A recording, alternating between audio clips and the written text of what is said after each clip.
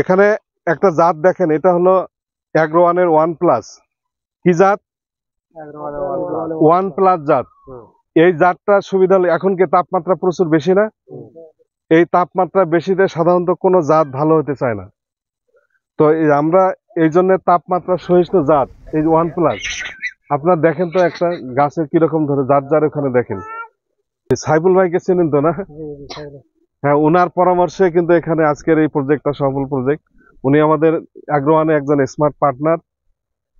উনি সারা বাংলাদেশে এরকম কৃষকদের সেবা দিয়ে থাকেন।